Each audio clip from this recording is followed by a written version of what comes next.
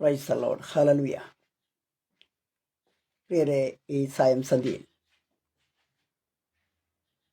അല്പനേരം നിങ്ങളുടെ മുമ്പിൽ ഒരു വിഷയം ഷെയർ ചെയ്യുവാൻ കർത്താവ് നമ്മൾ സാവകാശത്തിനായ ദൈവത്തെ സ്തുതിക്കുന്നു.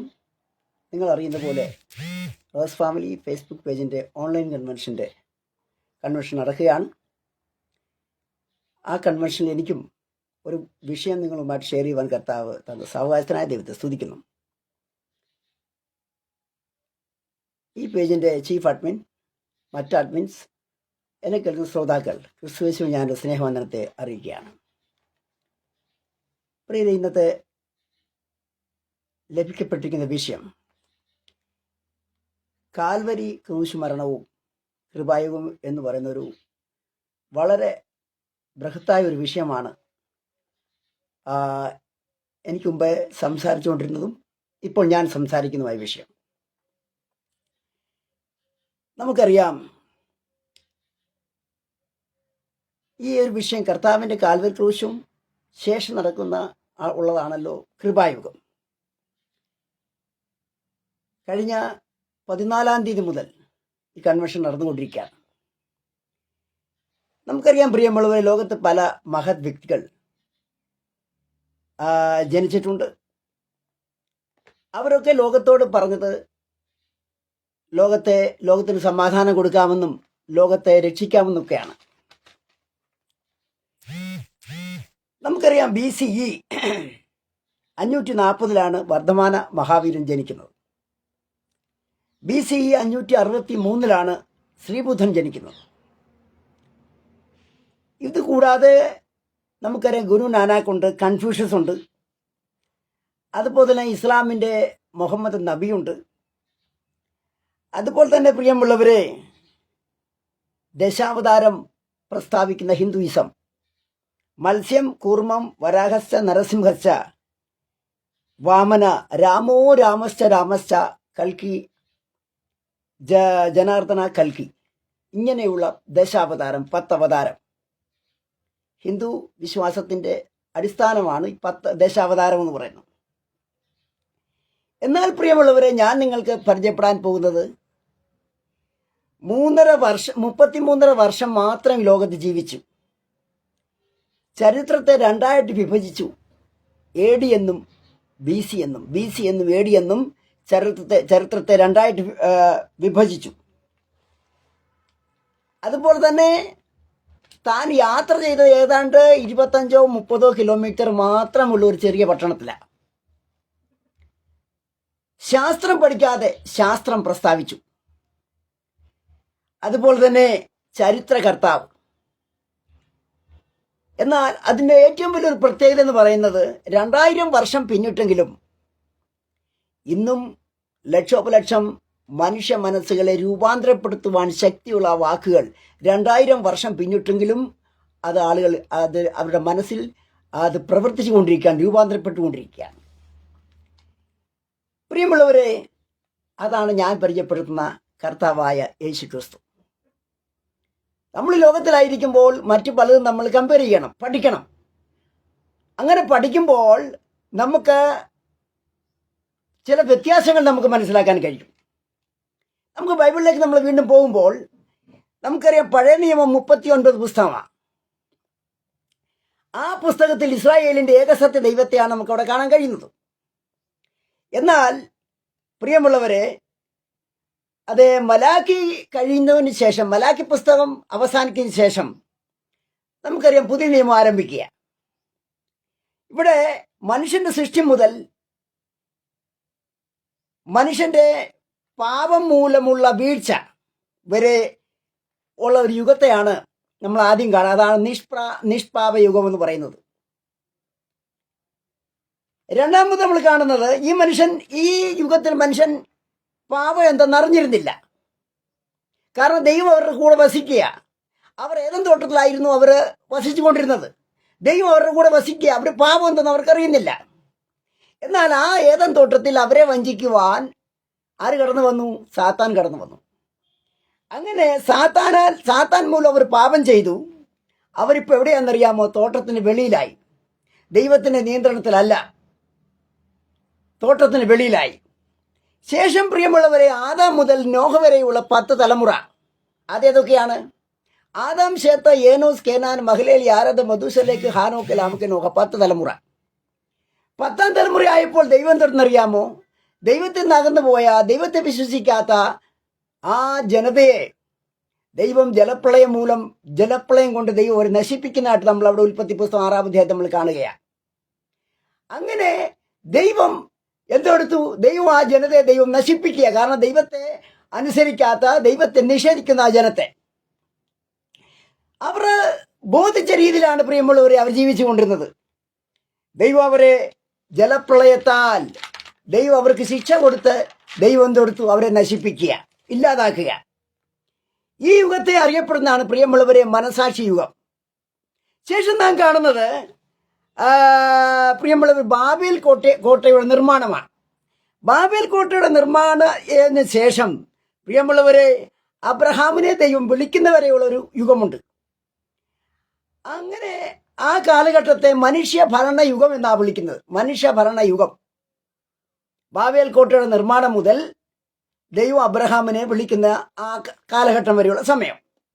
പിന്നീട് നാം കാണുന്നത് അബ്രഹാമിനെ വിളിച്ചത് മുതൽ ഈജിപ്തിൽ നിന്ന് മോശയുടെ നേതൃത്വത്തിൽ ദൈവം ഇസ്രായേൽ ജനതയെ വിടുവിച്ചുകൊണ്ടിരിക്കുന്ന, അവരെ മോചിപ്പിച്ച് ഇസ്രായേലിന് ഇറക്കിക്കൊണ്ടുവരുന്ന ആ ഒരു ഭാഗമുണ്ട്, ആ കാലഘട്ടം.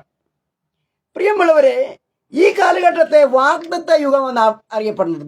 വാഗ്ദത്ത യുഗം, ഡിസ്പെൻസേഷൻ ഓഫ് പ്രോമിസ്, വാഗ്ദത്ത യുഗം എന്നാണ് ഈ യുഗത്തെ വിളിക്കുന്നത്.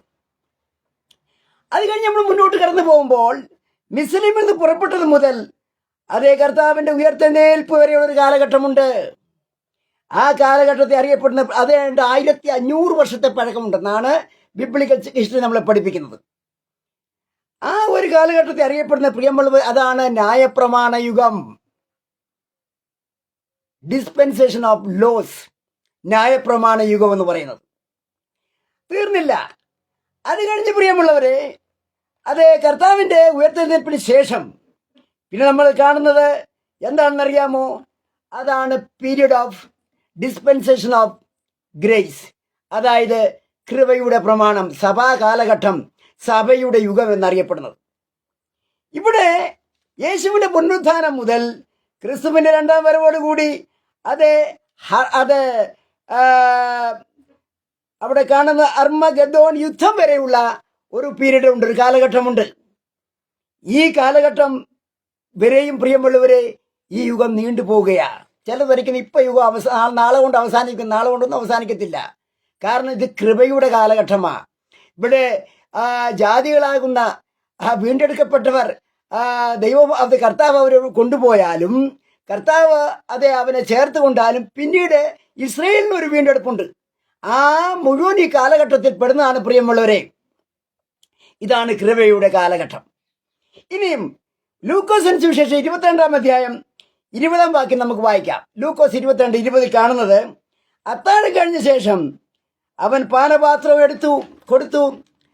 ഈ പാനപാത്രം നിങ്ങൾക്ക് വേണ്ടി ചൊരിയുന്ന എൻ്റെ രക്തത്തിൻ്റെ പുതിയ നിയമമാകുന്നു. കർത്താവ് ഒരു പുതിയ പ്രമാണം, ഒരു ന്യൂ ടെസ്റ്റമെന്റ്, കർത്താവ് ഒരു പുതിയ ലോസ് അവിടെ കൊടുക്കുകയാണ്. ഇവിടെ നമുക്ക് ഒരു ഭാഗം പഴയ നിയമത്തിൽ നമുക്കൊന്ന് പോകാം. അവിടെ നമുക്ക് പറ്റിയ ഒരു ഭാഗമുണ്ട്. ദാനിയേൽ പ്രവചനം 9-ാം അധ്യായം 24-ാം വാക്യമാണ്. ദാനിയേൽ 9:24 എഴുതിയിരിക്കുന്നത് അതൊരു വലിയ വാക്യമാണ്. അതിക്രമത്തെ തടസ്സം ചെയ്ത് നിത്യനീതി പാപങ്ങളെ മുദ്രയിടുവാനും, അകൃത്യത്തിന് പ്രായശ്ചിത്തം ചെയ്ത് നിത്യനീതി വരുത്തുവാനും, ദർശനവും പ്രവചനവും മുദ്രയിടുവാനും, അതിപരിശുദ്ധമായതിനെ അഭിഷേകം ചെയ്യുവാനും തക്കവണ്ണം നിന്റെ ജനത്തിനും വിശുദ്ധ നഗരത്തിനും 70 ആഴ്ചവട്ടം നിയമിച്ചിരിക്കുന്നു. പ്രിയമുള്ളവരെ, 70 ആഴ്ചവട്ടം ഇവിടെ നമുക്ക് കാണാൻ കഴിയും. 70 എന്ന് പറഞ്ഞ് 70 ഏഴുകളാണ്. 70 ആഴ്ചവട്ടം. ഇതിൽ പറയുന്ന ചില പോയിന്റ്സ് ഞാനൊന്ന് ടച്ച് ചെയ്ത് ഞാൻ മുന്നോട്ട് പോകാൻ ആഗ്രഹിക്കുക. ഒന്ന്, അതിക്രമത്തെ തടസ്സം ചെയ്യുക. പ്രിയമുള്ളവരെ, ഈ സംഭവം നടക്കുന്ന 1000 കൊല്ലം വാഴ്ചയിലാണ്. രണ്ടാമത്തെ, പാപങ്ങളെ മുദ്രയിടുക. വെളിപ്പാട് പുസ്തകം 20-ാം അധ്യായം 1 മുതൽ 3 വരെ വായിക്കുമ്പോൾ അതും 1000 കൊല്ലത്ത് നടക്കുന്ന സംഭവങ്ങളാണ്. മൂന്നാമത്, അകൃത്യത്തിന് പ്രായശ്ചിത്തം ചെയ്യുക. Make the reconciliation of iniquity, അകൃത്യത്തിന് പ്രായശാന്തി. പ്രിയമുള്ളവരെ, ഇത് സംഭവിക്കേണ്ടത് യേശു ക്രിസ്തുവിന്റെ ക്രൂശ് മരണത്തോടു കൂടിയാണ്.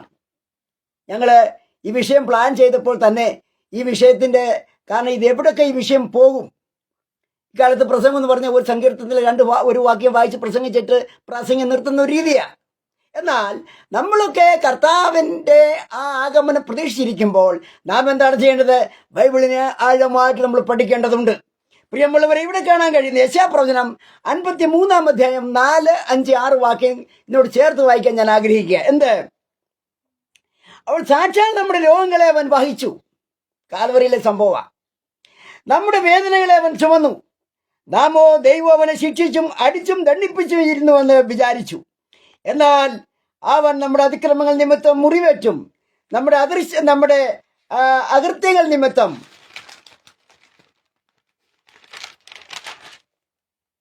തകർന്നു വിരിക്കുന്നു.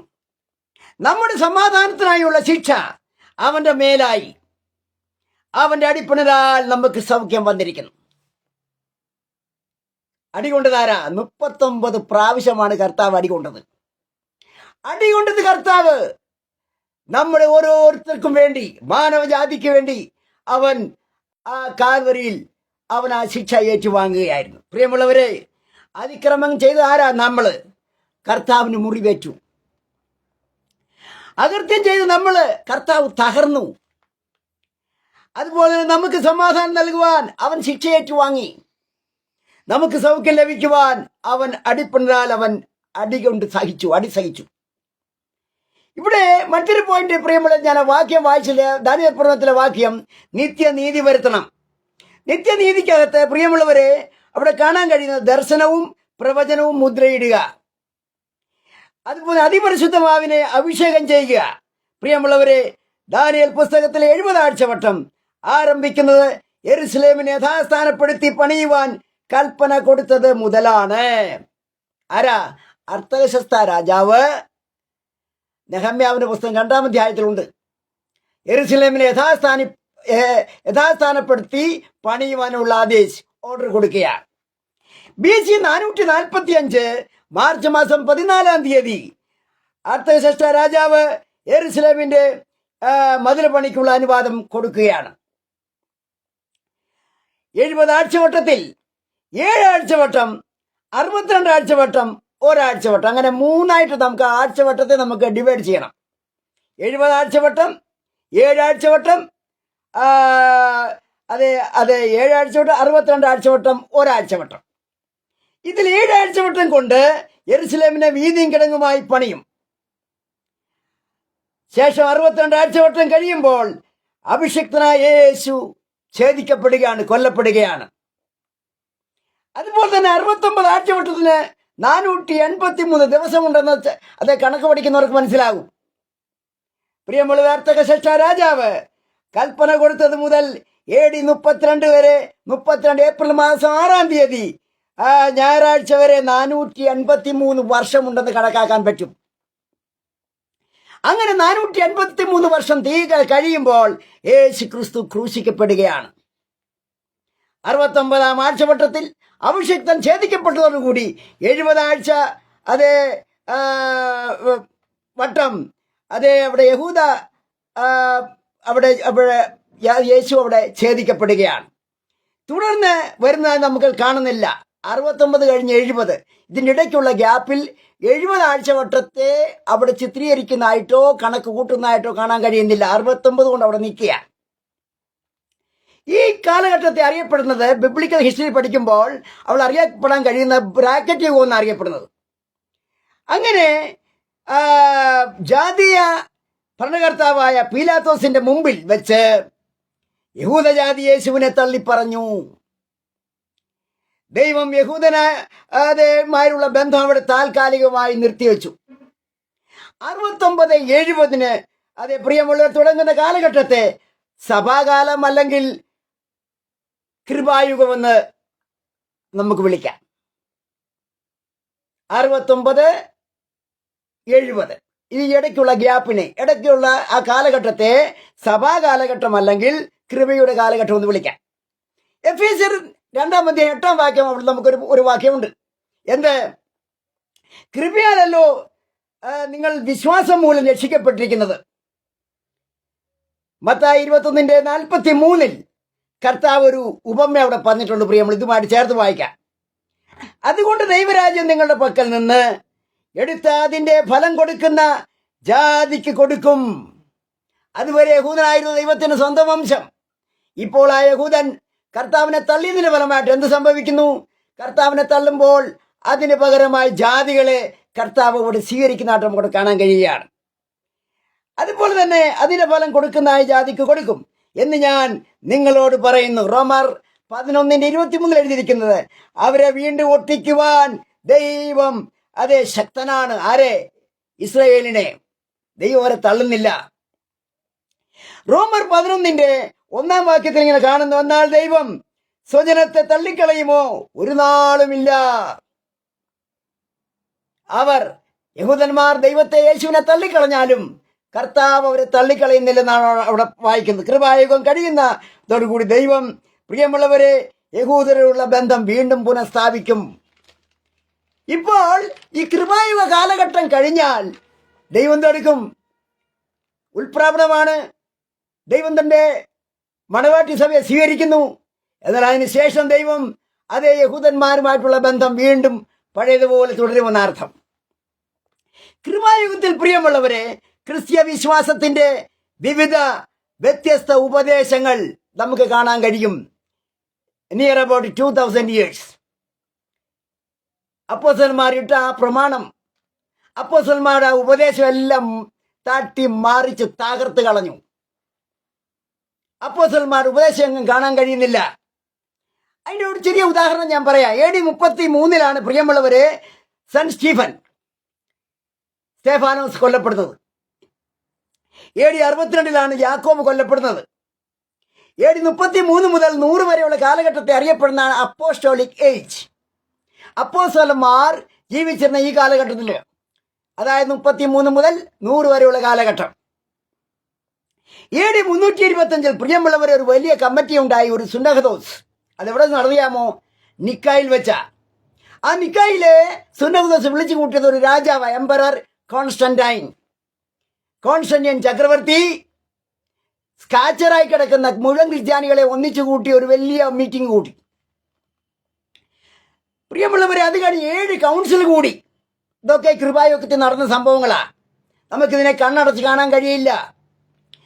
ഒന്നാമത്തെ കൗൺസിൽ AD 325 അന്നാണ് നിക്കാ പ്രമാണം, നിക്കാ വിശ്വാസം എഴുതി ഉണ്ടാക്കിയത്. AD 431 Ephesus council. AD 381 first Constantinople council. AD 451 council of Constantinople.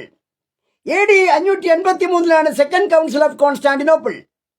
AD 681 third council of Constantinople. AD 787 പ്രിയമുള്ളവരെ രണ്ടാമതും നിക്കായിൽ വെച്ചൊരു വലിയ സുന്നഹദോസ് കൂടി. ഇഷ്ടംപോലെ കമ്മിറ്റികളും സുന്നഹദോസുകളും കൂടുന്നുണ്ട്. പക്ഷേ അപ്പോസ്തലന്മാർ ആരാണ്? യേശുവിനെ കണ്ടവർ, യേശുവിനെ രുചിച്ചറിഞ്ഞവർ, യേശുവിന്റെ വാക്കുകൾ കേട്ടവർ, യേശുവിന്റെ കൽപ്പന അനുസരിച്ചവർ, യേശുവിനെ രുചിച്ചറിഞ്ഞവർ. അവരിട്ട ആ പ്രമാണം, അപ്പോസ്തോലിക യുഗം, അപ്പോസ്തോലിക കാലഘട്ടം പ്രിയമുള്ളവരെ അസ്തമിച്ചു പോയി. സഭയ്ക്കകത്ത് നിയമങ്ങളും പ്രമാണങ്ങളും എഴുതി ചേർത്ത വിഷയങ്ങളും ഒക്കെ ഉണ്ടാകാൻ തുടങ്ങി. നമ്മൾ മുൻപോട്ട് വിഷയം ചിന്തിക്കുമ്പോൾ പ്രിയമുള്ളവരെ, അപ്പോസ്തോലിക ഉപദേശം കൈവിട്ടു. എന്നാൽ നമ്മളൊരു വാക്യം നമ്മൾ വായിക്കാമോ? എന്താണ് അപ്പോസ്തോലിക ഉപദേശം എന്ന് പറയുമ്പോൾ ചിലർക്ക് സംശയം ഉണ്ടാകും. ആ സംശയം ഞാൻ മാറ്റാം. ലൂക്കോസിന് സുവിശേഷം 16-17 എൻ്റെ നാമത്തിൽ അവർ ഭൂതങ്ങളെ പുറത്താക്കും. ഒരാൾക്കൊരു അബോധാവസ്ഥ വന്നാൽ അവരെ മെൻ്റൽ ഹോസ്പിറ്റൽ അല്ല വിടേണ്ടത്, അവർക്ക് വേണ്ടി പ്രാർത്ഥിക്കുകയാണ് വേണ്ടത്. നമ്മൾ പ്രാർത്ഥിക്കുന്ന ദൈവത്തിന് ശക്തിയില്ല, പിന്നെ പ്രാർത്ഥിച്ചിട്ട് കാര്യം എന്താ? അതുപോലെ തന്നെ പുതുഭാഷകളിൽ അന്യഭാഷകളിൽ സംസാരിക്കും. ഇന്ന് ആരെങ്കിലും അന്യഭാഷ അറിഞ്ഞോ അറിയാതെയോ പറഞ്ഞാൽ പിന്നെ സോഷ്യൽ മീഡിയയിൽ അത് മാത്രമേ ഉള്ളൂ. അതുകൊണ്ട് അത് പേടിച്ച് സഭയിലെ പാസ്റ്റർമാരും വിശ്വാസികൾ അന്യഭാഷ വന്നാലും ഇങ്ങനെ വായടച്ച് വെച്ചേക്കുക, പറയില്ല. അപ്പോസ്തലന്മാർ പറഞ്ഞ് പറയണം. കർത്താവ് പോലും അന്യഭാഷയിൽ സംസാരിച്ചെന്നുണ്ട് ബൈബിളിൽ.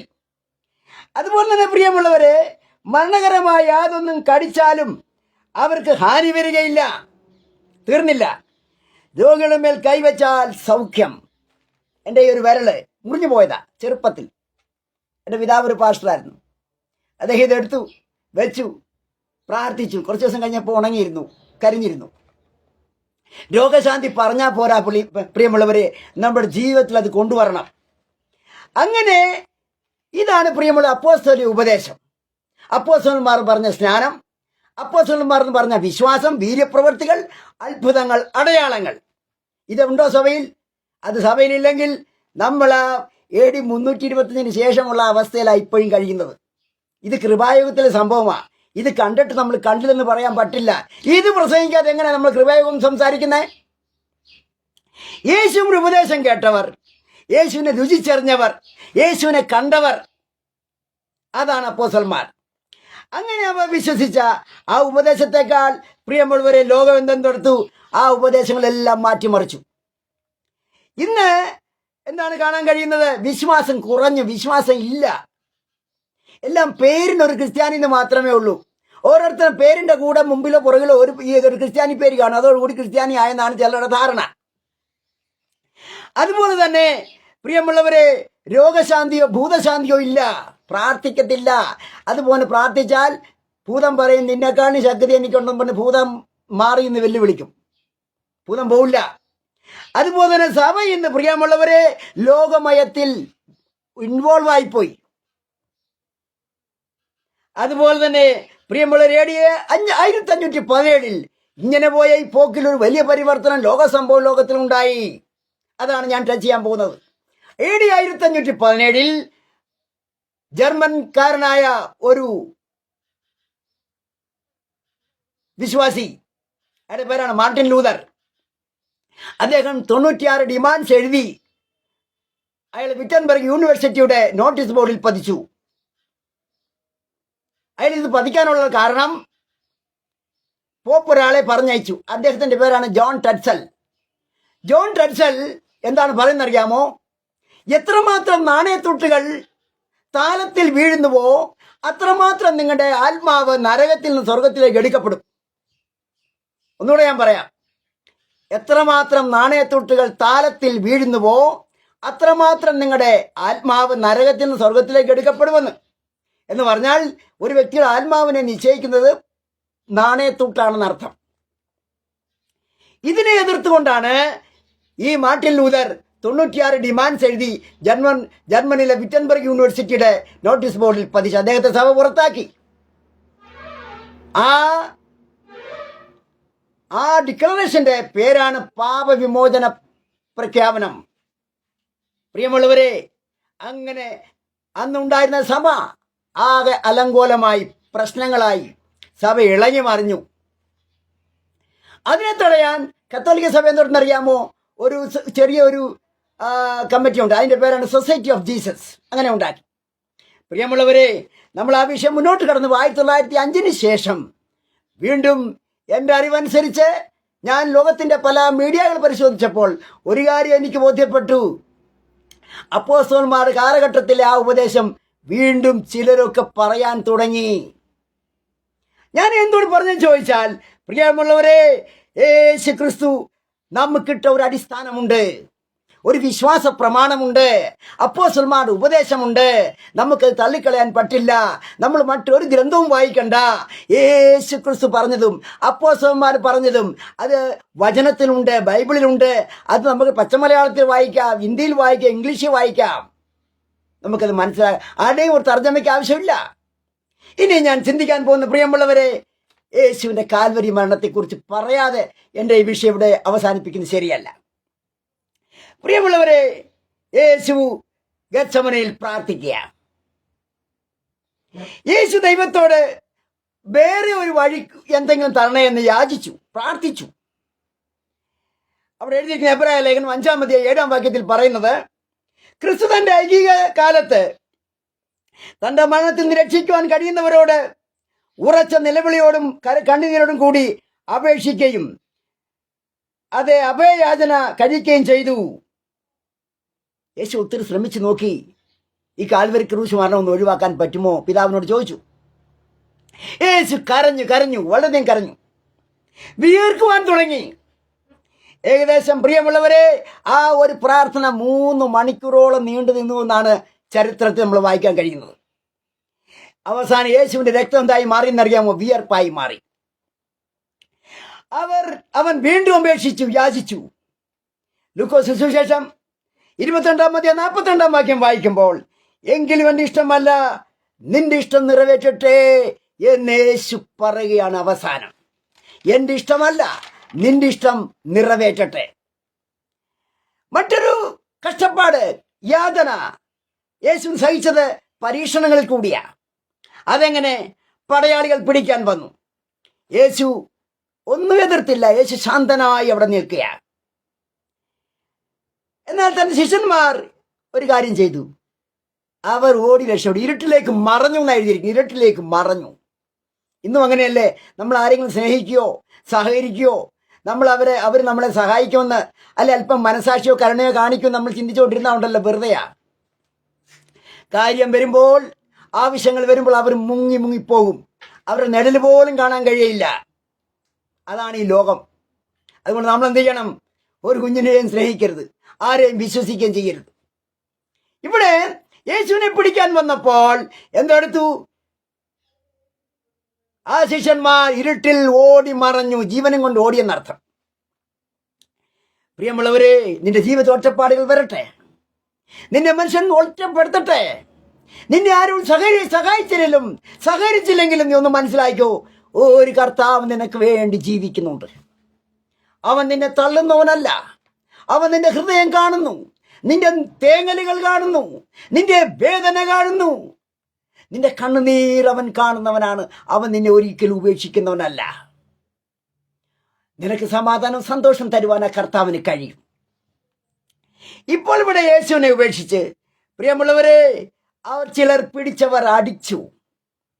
അതുപോലെ തന്നെ ആ സമയത്ത് യേശുവിന് ശക്തി ഉണ്ട്. യേശുവിന്റെ കൂടെ ദൂതന്മാരുണ്ട്.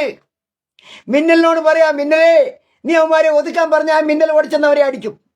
പക്ഷെ അവിടെ യേശു നിശബ്ദനായി, യേശു ഒരു വാക്ക് പോലും പറയാതെ ശാന്തനായി നിന്ന് ഏൽപ്പിച്ചു കൊടുക്കുക. മറ്റൊരു പോയിന്റ് പ്രിയമുള്ളവർ, ഏറ്റവും മൃഗീയമായിട്ടുള്ള പീഡനമായിരുന്നു യേശുവിന് കാൽവരിയിൽ ഉണ്ടായിരുന്നത്. ഒന്ന്, അവന്റെ വസ്ത്രങ്ങൾ അഴിച്ചു മാറ്റി. ഏതാണ്ട് 3 മുതൽ 12 വരെയുള്ള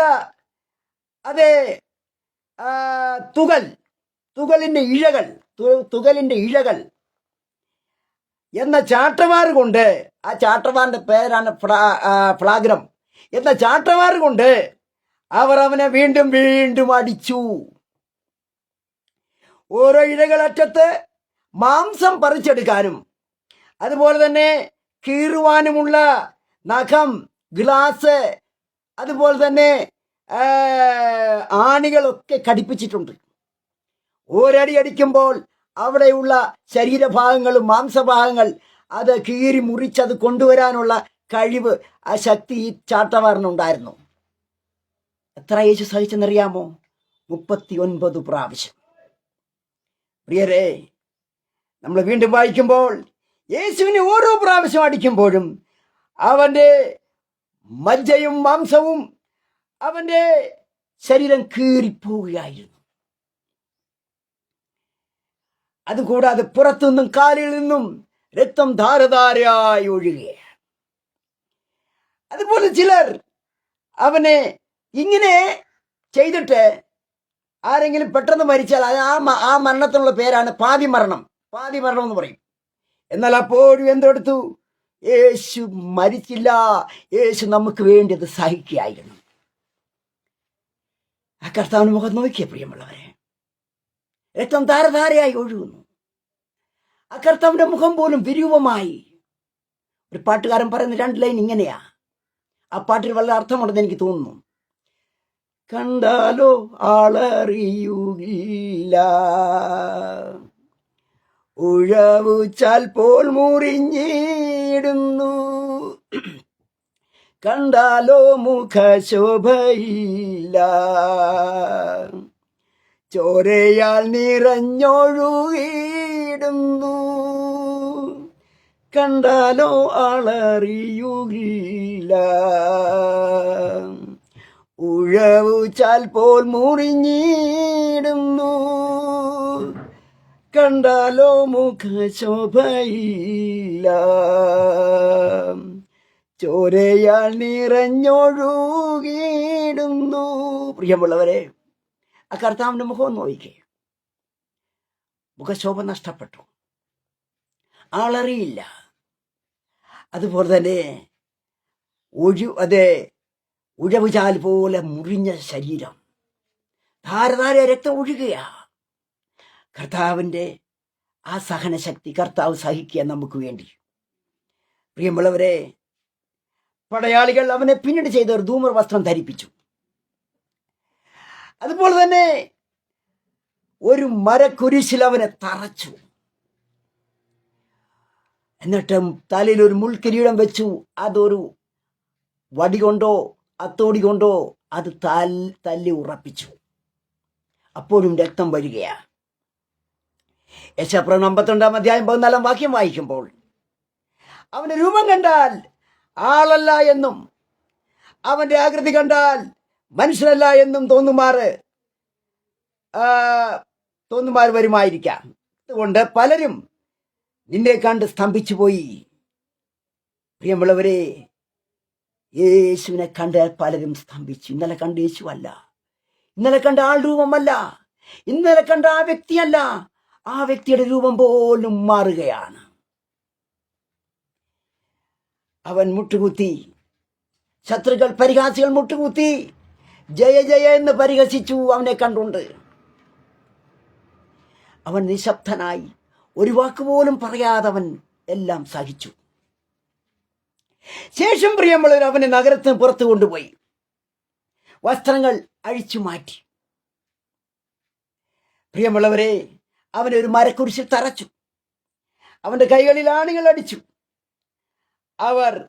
അവൻ സഹിച്ച ആ വേദന ഒന്ന് ആലോചിച്ച് നോക്കി. അതാർക്ക് വേണ്ടിയാ? നമുക്ക് വേണ്ടി, ലോകത്തിന് വേണ്ടി, നമുക്ക് ഓരോരുത്തർക്കും വേണ്ടി. ആ ആണികൾക്ക് ഒരു പ്രത്യേക ആണിയാണ്, സ്പൈക്ക് എന്ന് പറഞ്ഞ ആണിയാ. ആ ആണി കൊണ്ടാണ് അടിച്ചത്. രണ്ട് മാംസങ്ങൾ യോജിക്കുന്ന സ്ഥലത്താ. സങ്കീർത്തനം 22:14 എഴുതിയിരിക്കുന്നത്, ഞാൻ വെള്ളം പോലെ തൂവിപ്പോകുന്നു, എൻ്റെ അസ്ഥികൾ എല്ലാം ബന്ധം വിട്ടിരിക്കുന്നു എന്നാണ് ദാവീദ് അവിടെ എഴുതിയിരിക്കുന്നത്. കർത്താവിന്റെ അസ്ഥികൾ ബന്ധം വിടുന്നു. അതിക്രൂരമായ പീഡന അതുപോലെ കർത്താവ് സഹിച്ചു. പ്രിയമുള്ളവരെ, കർത്താവ് സൃഷ്ടിച്ച, ദൈവം സൃഷ്ടിച്ച, എന്റെ യേശു സൃഷ്ടിച്ച മനുഷ്യന്റെ മുമ്പിൽ അവൻ നഗ്നനായി. പ്രിയമുള്ളവരെ, അതിൽ പരം ഒരു അപമാനം വേറെ, ഇൻസൾട്ട് വേറെ ഇല്ല. പ്രപഞ്ച സൃഷ്ടാവിന്റെ മുമ്പിൽ, അവനെ സൃഷ്ടിച്ചവരുടെ മുമ്പിൽ കർത്താവ് നഗ്നനായി മാറുകയാണ്. രക്തം ധാരധാരയായി ഒഴുകുന്നു. വഴിപോക്കർ കണ്ടിട്ട് പരിഹസിക്കാൻ തുടങ്ങി. കള്ളന്മാർ പോലും അവർ ഇതേ അനുഭവ, എന്നിട്ട് അവർ പരിഹസിച്ചു. ഏകദേശം 6 മണിക്കൂറാണ് പ്രിയമുള്ളവരെ ഈ ടോർച്ചർ, ഈ പെർസിക്യൂഷൻ, ഈ കഷ്ടത, ഈ സഫറിങ്സ് കർത്താവ് കാൽവരിയിൽ സഹിച്ചത്. അവസാനം കർത്താവ് ഒരു വാക്ക് പറഞ്ഞു, എൻ്റെ ദൈവമേ, എൻ്റെ ദൈവമേ, നീ എന്നെ കൈവിട്ടത്. ഏലോഹി ഏലോഹി ലമാ ശബക്താനി. എൻ്റെ ദൈവമേ, എൻ്റെ ദൈവമേ, നീ എന്തുകൊണ്ട് എന്നെ കൈവിട്ടു? പ്രിയമുള്ളവരെ, എന്താണ് ആരും രക്ഷിക്കാൻ വരാഞ്ഞത്? കാരണം പ്രപഞ്ചത്തിന്റെ സൃഷ്ടിതാവായി കിടക്കുന്നത്. പ്രിയമുള്ളവരെ, അങ്ങനെ യേശു അവിടെ എഴുതിയിരിക്കുന്നത്, ആ യേശു മരണത്തിലേക്ക് കടക്കുകയാണ്. യേശു ഒരു വാക്കുകൂടെ ലാസ്റ്റ് പറഞ്ഞു, എല്ലാം പൂർത്തിയായി, സർവ്വതും പൂർത്തിയായി. ഞാൻ എന്തിനു വന്നോ അത് പൂർത്തിയായി. ഇനി ഞാൻ ആർക്കും അവർ ചെയ്ത പാപത്തിന് പരിഹാരം ഞാൻ കൊടുത്തു കഴിഞ്ഞു, എല്ലാം പൂർത്തിയായി. പ്രിയമുള്ളവർ, യേശു എന്തുകൊണ്ടാണ് ഈ യാതന സഹിച്ചത്? ഒന്ന്, പിതാവ് പറഞ്ഞത് അപ്പടി അനുസരണയോടുകൂടി യേശു സഹിച്ചു. മറ്റൊന്ന്, പ്രിയമുള്ളവരെ, അതേ മാനവരാശിയെ രക്ഷിക്കണം. നമുക്കിതൊന്നും പ്രശ്നമല്ല. പക്ഷെ ദൈവം നമ്മളെ സ്നേഹിക്കുക. എഫെസ്യർ 1-ാം അധ്യായം 4-5 വാക്യം വായിക്കുമ്പോൾ അവൻ എപ്പോഴും നമ്മളെ സ്നേഹിച്ചെന്നറിയാമോ? അവൻ ലോകസ്ഥാപനത്തിന് മുമ്പ് ദൈവം നമ്മളെ തിരഞ്ഞെടുത്തു. ലോകസ്ഥാപനത്തിന് മുമ്പേ. പ്രിയരെ, കുരിശിൽ കിടന്ന് യേശു വേദന സഹിക്കുന്നു. അവൻ്റെ അതേ സഹിക്കാൻ വയ്യാത്ത അതേ വേദന അവൻ സഹിക്കുക. അപ്പോഴും അവൻ്റെ മനസ്സിൽ, പ്രിയമുള്ളവരെ, നമ്മളെന്ന് പറയുന്ന ചിന്ത അവൻ്റെ മനസ്സിലുണ്ടായിരുന്നു. മനുഷ്യനുള്ള ദൈവത്തിൻ്റെ സ്നേഹം. പ്രിയമുള്ളവരെ, ഇന്ന് ഈസ്റ്റർ. വെള്ളിയാഴ്ച കരഞ്ഞു, ദുഃഖിച്ചു. ഞായറാഴ്ചയോ ഏറ്റവും കൂടുതൽ മദ്യം വിൽപ്പന നടത്തുന്ന ദിവസമാണ് ഞായറാഴ്ച. അതല്ല പ്രിയമുള്ളവരെ കർത്താവ് പഠിപ്പിക്കുന്ന ഈസ്റ്റർ. ഒരു വിശ്വാസിയെ സംബന്ധിച്ചിടത്തോളം അവനെന്നും ഈസ്റ്ററാ. എല്ലാ ഞായറാഴ്ച ഈസ്റ്ററാ. കർത്താവ് വരുന്ന ദിവസമാ, കർത്താവ് ഉയർക്കുന്ന ദിവസമാ, കർത്താവിനെ കാണുന്ന ദിവസമാ. പ്രിയമുള്ള, അതുകൊണ്ട് നാം എന്തെടുക്കണം? നമ്മളൊരു കാര്യം മനസ്സിലാക്കേണ്ടത്, അവൻ ഉയർത്തെഴുന്നേറ്റു. പ്രിയമുള്ളവരെ, ആത്മീയമായും ശാരീരികമായും നാം ഉയർത്തെഴുന്നേൽക്കും. ഇന്നത്തെ നമ്മുടെ അവസ്ഥകൾ മാറും. ഇന്നത്തെ ഭാരവും പ്രയാസവും മാറും. ശരീരത്തിൻ്റെ വീക്ക്നെസ് എല്ലാം മാറും. കർത്താവ് നമ്മളെ ഉയർത്തി ശക്തീകരിക്കും. കാരണം കർത്താവ് ഉയർത്തെഴുന്നേറ്റു. പ്രിയമുള്ളവരെ, നാം ചെയ്ത പാപത്തിൻ്റെ ബില്ല് അടച്ചതാരെന്നറിയാമോ? കർത്താവ് അടച്ചു. ഇനി നമ്മൾ അവിടെ ഇരിക്കേണ്ട കാര്യമില്ല. നമ്മൾ ഫ്രീ ആയി. അവൻ നമുക്ക്, പ്രിയമുള്ളവരെ, അവൻ നമുക്ക് നിത്യജീവൻ നൽകി. പ്രിയമുള്ളവരെ, ഈ കർത്താവിനെ നമുക്ക് ആത്മാർത്ഥമായിട്ട് വിശ്വസിക്കാം. ഈ കർത്താവിനെ മറ്റുള്ളവർക്ക് മുമ്പിൽ നമുക്ക് കാണിച്ചു കൊടുക്കാം. ഒരു പാട്ടുകാരൻ പാടുന്ന 2 ലൈനൂടെ പാടി ഞാൻ ഈ ടോപ്പിക് ഇവിടെ കൺക്ലൂഡ് ആഗ്രഹിക്കുക. ആണികളാൽ മുറിവേറ്റ പാണികളുള്ളൊരു നല്ലിടയാ, ആണികളാൽ മുറിവേറ്റ പാണികളുള്ളൊരു നല്ലിടയാ, ആണിപ്പഴുതുള്ള പൊൻകരത്താൽ അവിടുന്നെ തൊടുകയില്ലേ, അവിടുന്നെ തൊടുകയില്ലേ.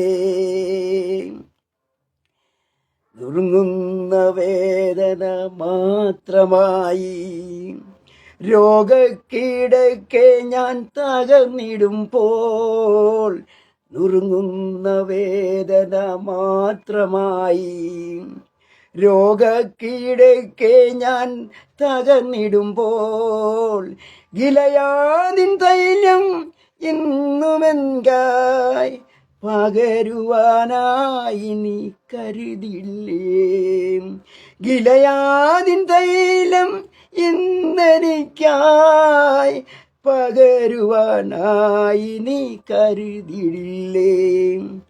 ആണികളാൽ മുറിവേറ്റ പാണികളൊരു നല്ലിടയാ, അവിടുന്നെ തൊടുകയില്ലേ, അവിടുന്നെ തൊടുകയില്ലേ. കർത്താവിൻ്റെ കരങ്ങളിൽ ആണികൾ ഏറ്റു. അവൻ നമുക്ക് വേണ്ടി സഹിച്ചു, വേദന സഹിച്ചു. പ്രിയമുള്ളവരെ, ഇത് നമുക്ക് ഓരോരുത്തരും ഓരോ ദിവസവും കൂടെ ഒരു മാനസാന്തരത്തിലേക്കാണ് വിരൽ ചൂണ്ടുന്നത്. ആ കർത്താവിനെ നമുക്ക് കൂടുതൽ ആത്മാർത്ഥമായി നമുക്ക് സേവിക്കാം, അവനെ ആരാധിക്കാം. അത് ഈ സന്ദേശം മറ്റുള്ളവർക്ക് നമുക്ക് പറയാം. ഈ വചനങ്ങൾ ദൈവം നമ്മെ അനുഗ്രഹിക്കുമാറാകട്ടെ. കന്നുള്ള ദൈവമേ, സ്വർഗ്ഗസ്ഥ പിതാവേ, ഈ കൽപ്പിച്ച സ്തുതിക്കാൻ സ്തോത്രം ചെയ്യുന്നു. അനേകർ കർത്താവെ അനുഗ്രഹമായി നൽകുവാൻ കർത്താവെ നീ സഹായിക്കണം. ഈ പുതിയ ദിവസത്തിൽ കൂടുതൽ ശക്തിയോട്, ആത്മാവിൻ്റെ ശക്തിയോട് മുന്നോട്ട് പോകാൻ ഓരോരുത്തരും സഹായിച്ചാട്ട്. പ്രാർത്ഥന കേട്ട സ്തുതി യേശുവിൻ നാമത്തിൽ തന്നെ ആമേൻ.